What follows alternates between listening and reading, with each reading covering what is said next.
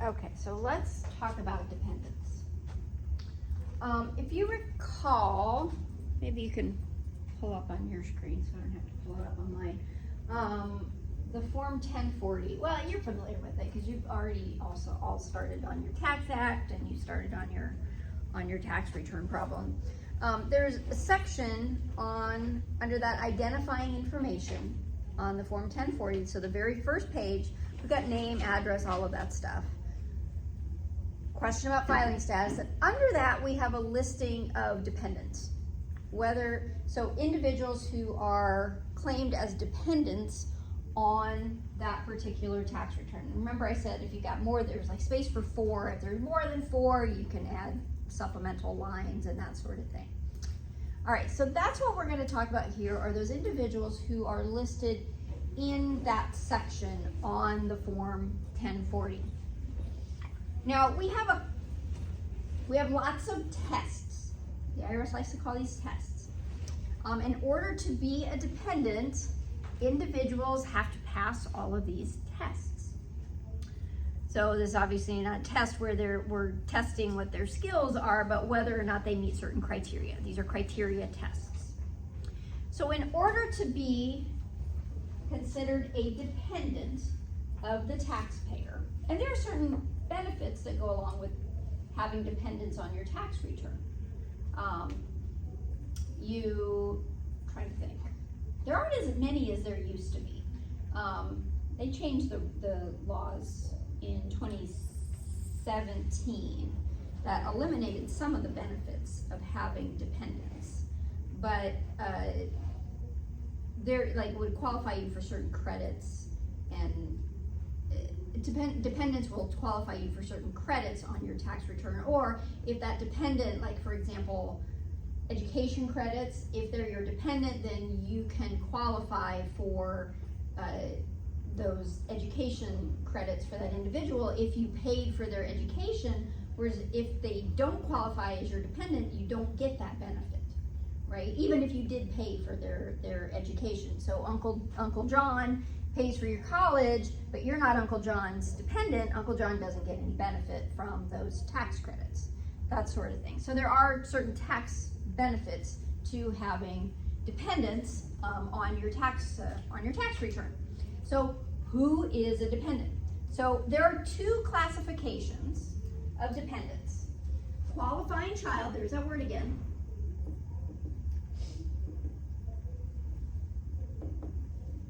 Qualifying child and qualifying relative.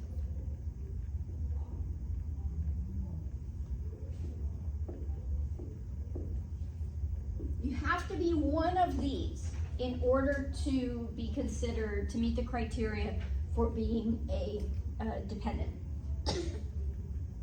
So we have to determine and define what these are. So for both of these classifications, there are 3 tests that have to be passed. One is the dependent taxpayer test. Excuse me. And we'll go through these.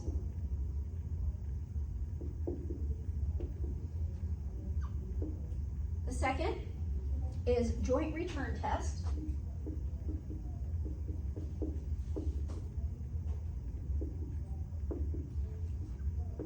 And the third is citizen or resident test.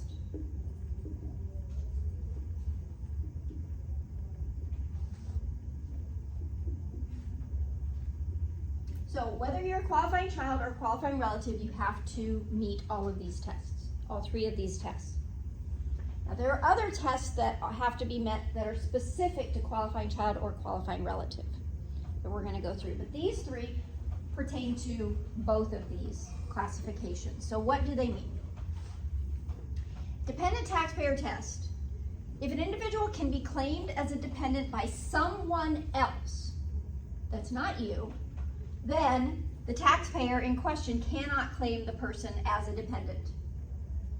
So for example, if we've got 2 parents divorced, one of the parents can claim the child as a dependent, they meet the criteria, then the other person can't. then they fail that first test, they're not a qualifying child or a qualifying relative for the parent that doesn't meet that qualification. So this is even if the person is a qualifying child or qualifying relative of the taxpayer, meaning even if they meet all the other tests, so even if it's your child, if they can be claimed as a dependent by somebody else, then they cannot be your dependent. Only one person can claim a dependent, okay? So, dependent, someone, right. So that's the dependent taxpayer test. That's the first one. The joint return test means that the taxpayer cannot claim the person as a dependent if that dependent, would-be dependent, files a joint tax return with their spouse. So think mom has an adult child who otherwise would be a dependent, but that adult child is married and is filing a joint return with their spouse. Then mom can't claim them, even if mom is essentially supporting them, right? Cannot file a joint return. There is one exception to this. Remember, it depends. So there is one exception with this. If the dependent is filing that joint return with their spouse only to get a tax refund, they don't have any tax liability.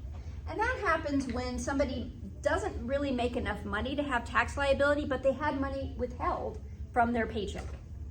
So they have, $2,000 withheld, but come to find out they really didn't owe any tax liability because of their income level, but they want to file that return because they want to get their $2,000 back, right? In that case, that would be an exception, okay? So, but that's the only exception. They've got an example here. We've got Lucia, daughter of Michael and Iris. Lucia married Lawrence Young in January 2023. They're both 18 years old, very young. Full-time students at university. They lived for the entire year with the Wilsons. The Wilsons paid for all of their living expenses for both of them. Lucia and Lawrence both worked part-time at the university. They each earned $1,000 during the year. Think about this. They're filing a joint return, earning $1,000 each of them. Their standard deduction is $27,700. They're not going to have any tax liability, right?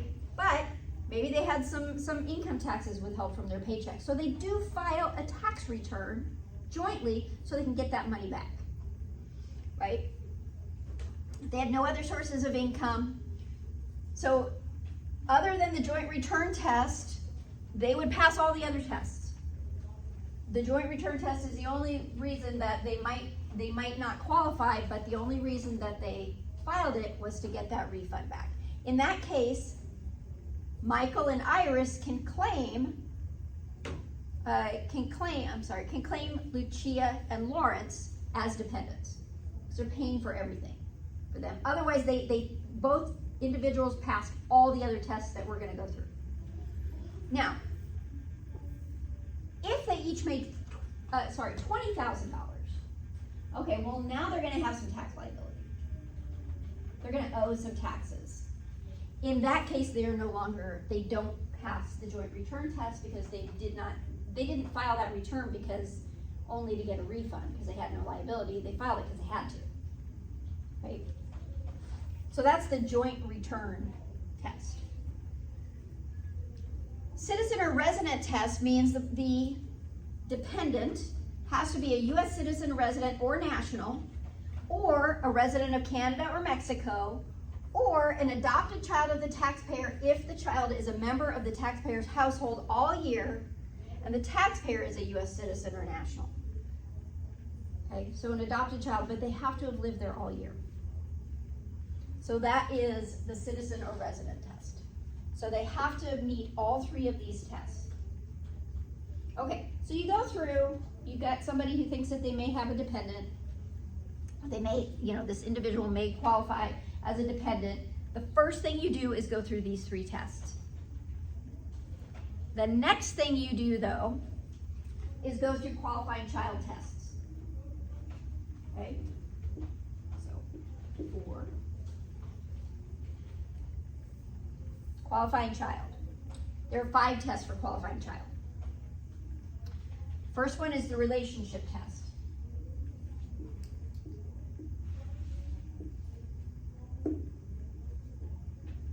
Next one is the age test. Next one is the residency test.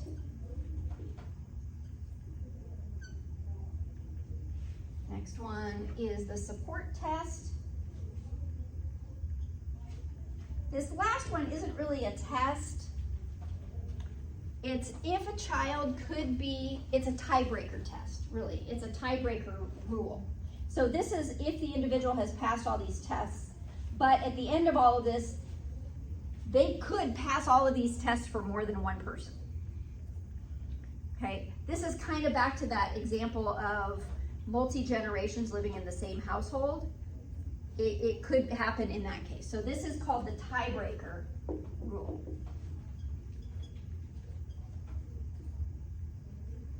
All right, so this is where you would go next. They've passed these 3 tests. Now let's see if they're a qualifying child. Okay, relationship. It is met if the dependent is one of the following: child or a descendant of that child. Grandchild, great-grandchild, great-great-grandchild, I don't know how far back we can go, but stepchild, eligible foster child, brother, sister, half-brother, half-sister, stepbrother, stepsister, or a descendant of them, so nieces and nephews. A child would also include an adopted child, and includes a child placed for adoption in the taxpayer's household by an authorized adoption agency, even if the adoption is not finalized. Cousins are not included in the definition of qualifying child. So you go through all of this, and if you find out that the qualifying child does not meet any of these criteria, maybe it's a cousin, that's it. It's not a qualifying child. I'll tell you what to do next, okay, if that's the case. So, but they do meet the qualification to be the relationship test. Next, what you would do is assess the age test. The qualifying child has to be one of the following: under the age of 19, as of the last day of the year, or under the age of 24 if they're a full-time student. And we've got a definition here of what a full-time student is. So a person who is in school full-time during any part of each of 5 calendar months during the calendar year. So as long as they were, and it has to be full-time, can't be part-time. And full-time is defined by the institution, okay? So whatever the institution considers to be full-time, that is full-time. Why is it this full-time during any part of each of 5 calendar months during the calendar year? Well, what that does is it allows parents to still claim their children who are graduating in the year that they graduate. So if they were full-time in school in January, February, March, April, and they graduated May 1st, May 1st is still part of a calendar month. They were still full-time during those 5, then the parent can still claim them as a dependent that last year if they want to do that, okay? So, or totally and permanently disabled regardless of age, whatever their age, okay? Also, the child has to be younger than the person claiming the dependency. Remember up here, they could be a brother or a sister or a half-brother. They can't be older than you. They have to be younger than you. Could be one day, but they have to be younger than you. And that's a new thing. Used to be they could be older than you. All right, so you go through the age test and they're 18 years old. Okay, cool. We passed the relationship test. They're my child, and they're 18 years old. Cool. Or they're 22 years old, but they were a full-time student for part of 5 months during the year. Next, we're going to look at, we have to look and see, and again, they have to pass all of these tests, not just one, all of them. Residency test. The child must live with the taxpayer for more than half of the year. So this is 50% plus of the year for the residency. And this is under 19 or 24, depending upon that. So, except for temporary absences. What's a temporary absence? Being away at college is a temporary absence. Being called away for military service, that's a temporary absence as well. Vacation, illness, if they're in, I don't know if prison counts as a temporary absence. I don't know if that counts or not. But that would be the definition of a temporary absence. So that would include college students who've gone away. You know, their permanent residence is still at home, not at the dorms. All right. Support test. The child must not provide more than half of their own support. Now remember, the support that we talked about with head of household was from the perspective of the taxpayer. Does the taxpayer pay more than half of the cost of keeping up a household? This is from the perspective of the child. They cannot provide more than half of their own support. So if it costs $15,000 to support them and the child, well, that's not a very good example. If it costs, say, $30,000 to support them and the child is earning $20,000 a year, the child is providing more than half of their own support. They wouldn't pass the support test, right? Remember, they've got to pass all of these tests. So it would include food, shelter, clothing, medical and dental care, education. Items such as medical insurance premiums, childcare, toys, gifts, vacations are includable. This is one of those areas that would have been litigated and gone to the court. And the court has decided that, yes, indeed, these things can be included in the definition of support, because the law is just going to say more than 50% of support. Okay, and then the IRS would have come out and said, well, this is how we define support. And then somebody would have challenged them on it, say, hey, no, we think that this should be included or this shouldn't be included in support, and the court has decided what the ultimate decision is. Scholarship is not counted as support if it is received by and used in support of the child who's a full-time student at an educational institution. This is important. I actually had parents, we went through this trying to figure out whether their child, who was still under 24 and a full-time student, she was a student at Vet Med up in Ames. I don't know if any of you know how much it costs to go to veterinary school, but she had received like a $70,000 scholarship to cover the costs. And I had to research this to like, okay, well, is the scholarship included in this? Because this is a lot of money. It's obviously going to be more than half. Scholarship is not included in that definition of support. So for them, they could claim her as a dependent. Okay, so that's important for college students. For items paid in cash, support is the amount paid. Non-cash items, it's the fair market value.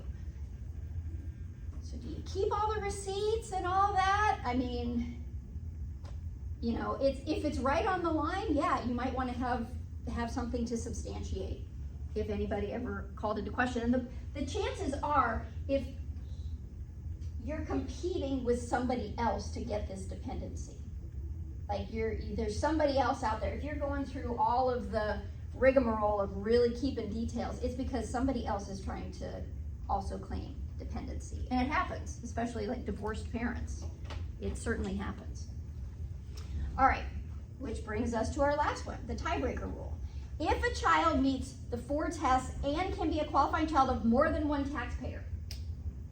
So you got 2 parents, one child, son, mom and dad, both meet the relationship test. The child is under the age of 18 or whatever. Okay, they meet the age test. Residency. So residency can be, let's say that, so a child must live with the taxpayer for more than half of the year to meet the this requirement. Let's say mom and dad got divorced in September.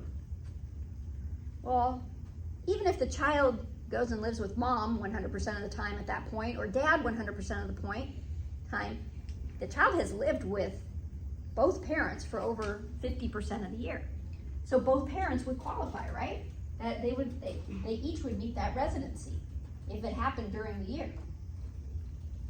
And support, again, it's from the perspective of the child. The child's not providing more than 50% of their own support, meets the support test as well. So it's very possible to have more than one person for which a dependent would qualify as a dependent for more than one person. So how do we determine who gets it?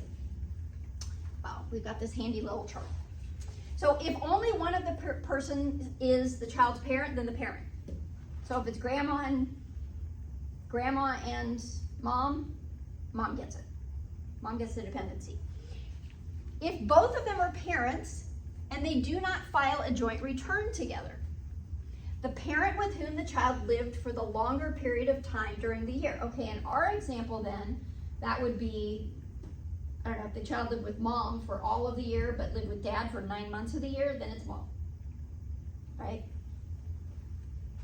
Maybe it's 50-50 though, or maybe it's you can't really determine it. Maybe the child went and lived with somebody else for the other 3 months or 4 months. If two of the persons are parents, they do not file a joint return together, and the child lived with each parent the same amount of time, then the parent with the highest adjusted gross income gets the dependency. If none of the persons are the child's parent, then the person with the highest adjusted gross income is going to get the dependency. Okay? We've thought of everything. I'm sure there's still some scenario out there, though, where you still can't figure it out. Because, again, human relationships are complicated. All right, so you go through all of that, and this is about essentially that chart up there, so I'm not going to reiterate that. You go through all of that, and you determine, okay, let's just say,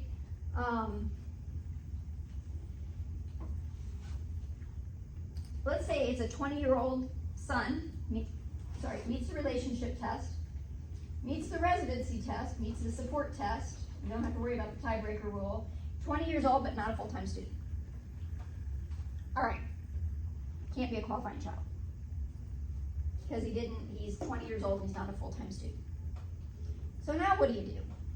You're still paying for him. He's still living in your basement. Is there anything else you can do? Well, that's when we go over to the qualifying relative. So I'm doing these arrows because you'd want to determine first if they're a qualifying child.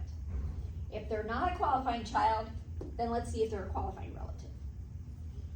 Qualifying relative has four tests. I'm just going to do 9. The first one, not a qualifying child test. Well, duh. If they were a qualifying child, you wouldn't be here. Next one, relationship or member of household test.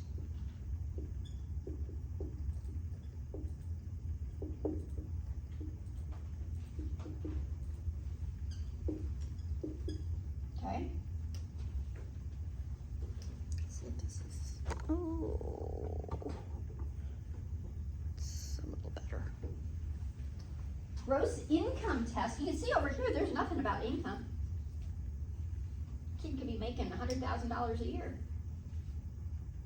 As long as they're not providing more than half of their own support at $100,000 a year, chances are they would be, but there's no income test here.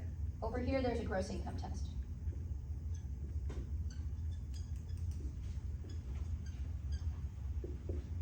And the last one is a support test. All right, so let's look at these. Not a qualifying child, this is easy.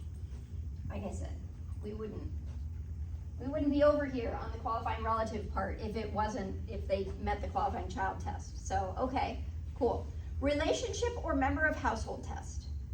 So the person has to be either a member of the taxpayer's household or for the entire year. Okay, so this is entire year. Member of the household for the entire year, or they have to be related in one of these ways. So, child or descendant of a child. So remember, our 20-year-old son, who's not a full-time student, now relationship meets the relationship test, right? Because child or descendant, stepchild, eligible foster child, brother, sister, these are all the same ones as the qualifying child test. But we have added, did we have steps? Yeah, we had steps. Father or mother. Okay, now this person can be older. If it's a qualifying child, they cannot be older than you. Qualifying relative, they can be older than you. Father or mother, brother or sister of parents, so uncles, aunts, son-in-law, daughter-in-law, father-in-law, mother-in-law, brother-in-law, sister-in-law. So your spouses, parents, siblings, not grandparents, and not nieces and nephews. I don't think. So this is relationship. They don't have to be a member of your household if they meet this relationship. Okay? So your 20-year-old son, who's living in an apartment, not a full-time student, meets a relationship test. Right? Your father, who is, now we don't know if they've met these other tests as well. They still have to meet these, but your father, who's in a nursing home, meets the relationship test. What about your best friend, who's a freeloader? Get a new best friend. But they're sleeping on your couch, and they've been doing it all year long. They're a member of your household. So if someone is related to the taxpayer in one of these ways, it's not necessary for that person to live with the taxpayer for the entire year or any part of the year. So your father, who's in the nursing home, would qualify. He lived there the whole year. Didn't live with you. Now he still has to we still have to meet these two tests. This one is very difficult to meet, the gross income test. It may be difficult to meet the support test if the individual does not live in the household, unless you're paying for that. So our 20-year-old son, and we're paying for his apartment. So that'll be the support test. Next up, gross income test. The dependent must not have gross income equal to or greater than $4,700. So I said that's very hard to meet this test, the gross income. And that's gross income. That's not taxable income, that's gross income. Gross income, though, does not include tax-exempt interest, the non-taxable portion of Social Security benefits, and the non-taxable portion of a scholarship or fellowship. Okay? So our 20-year-old son, who's living in an apartment that we're paying for, made $3,000 last year. All right. Well, now he meets the gross income test. If he made $5,000, he does not meet the gross income test, and so is not a dependent. I said that's a very low threshold. Social Security benefits, so this is for those, like the father who's in the nursing home, and the only income that he has is Social Security. If the only income he has is Social Security, none of his Social Security benefits are going to be taxable. Okay? So in that case, as long as then we meet the support test, which is the last test for qualifying relative. The taxpayer must provide over 50% of the dependent's support.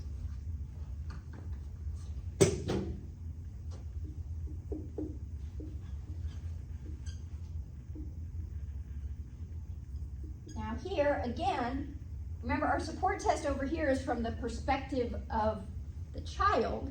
Is the child providing more than 50% of their support?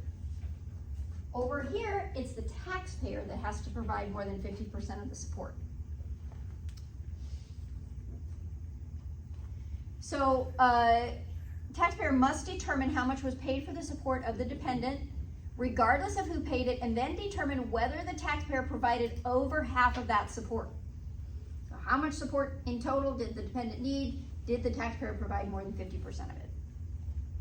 If several dependents receive the benefits of an item of support, think, I'm supporting my father, but so are my 2 siblings. Okay? If none of us meet that 50%, then he's not the dependent of anybody. And we've got an example here that we'll go through to, it'll kind of help to illustrate that. So let's see.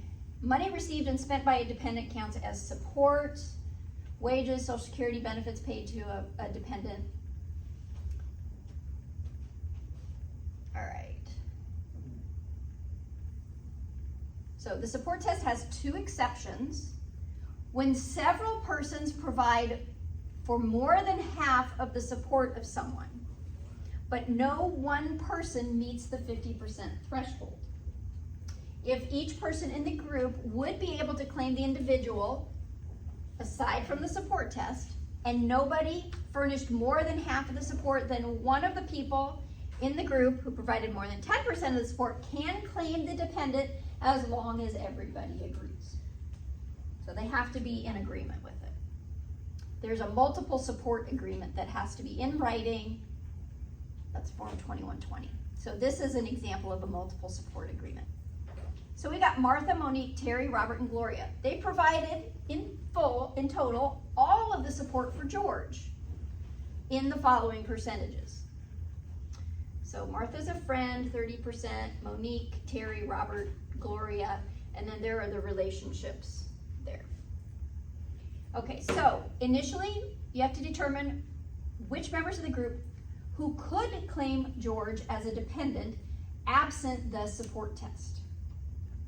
These are Terry, Robert, and Gloria. Son, daughter.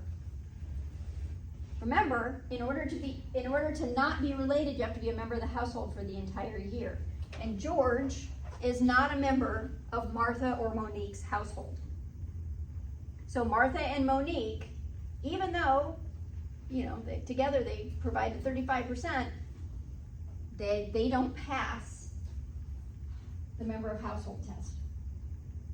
So George can't be their dependent. Next, we have to look at Terry, Robert, and Gloria as a group. So Terry, Robert, and Gloria provided 65% of George's support. Right, so that's over 50%. So they contributed 60. If a multiple support agreement is prepared, either Terry or Gloria would be entitled. Robert did not provide more than 10%. He provided exactly 10% of the support. So these two, Terry and Gloria, would have to come to an agreement between the two of them. Who's going to get George as a dependent? Okay? Tax your brain. Your brain's already taxed.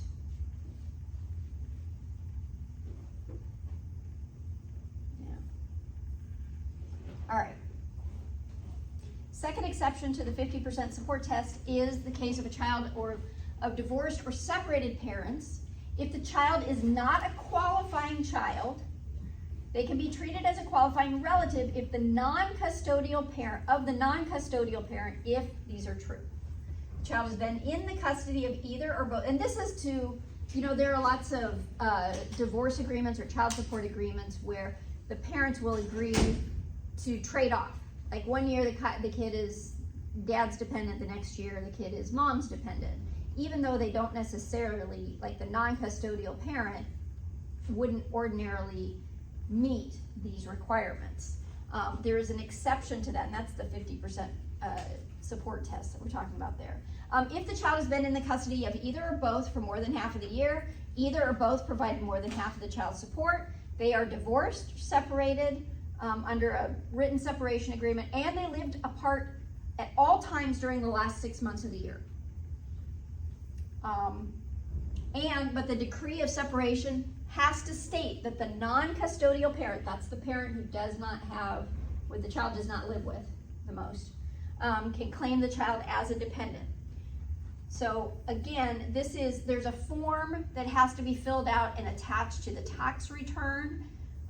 These are actually fairly common. I think it's 8332, form 8332 if I remember correctly, has to be filled out. And you have to fill it out every year. Every single year that has to be done. Because what's happening is the custodial parent, the parent who is entitled to the dependency, is essentially giving up that right to the non-custodial parent for that year.